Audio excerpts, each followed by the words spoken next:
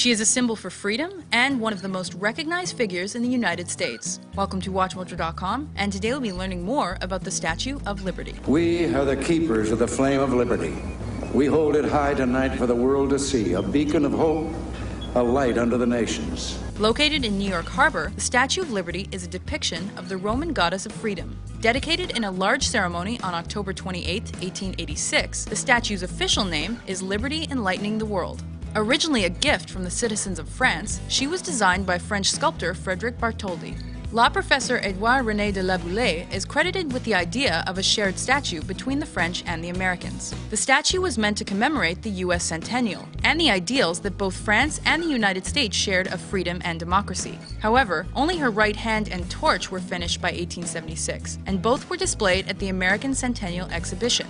Lady Liberty, as she is often called, is represented wrapped in robes. In her right hand, she carries a torch meant to symbolize the light of reason. Her left hand is carrying a book of laws that is marked with the date the Declaration of Independence was signed. From the base of the statue to the top of the torch, she measures 151 feet in height. That height is doubled by the pedestal on which she stands. Built on an iron support structure, the Statue of Liberty's skin is made of copper. Originally the color of copper, by 1900 the statue's exterior had begun to change color. Eventually, the decision was made to leave this patina on the statue, and today she is the pale green color we know and love.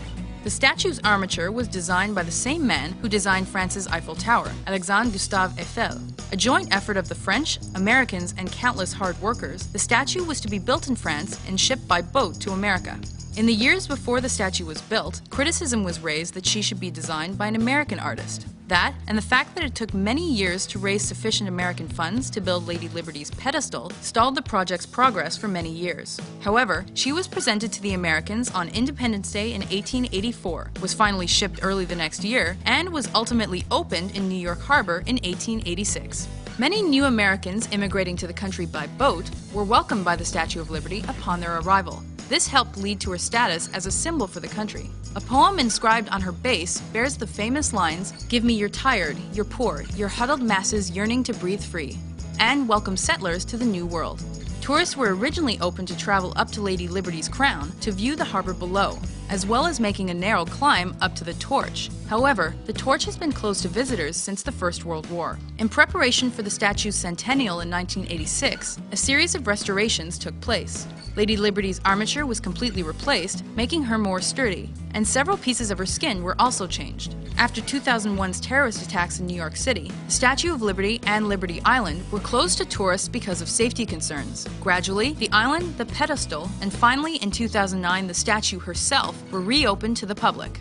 Because of Lady Liberty's status as an American icon, she is often featured in pop culture and on tourist souvenirs. She is not threatening and not a symbol of power, and considered a beacon of hope.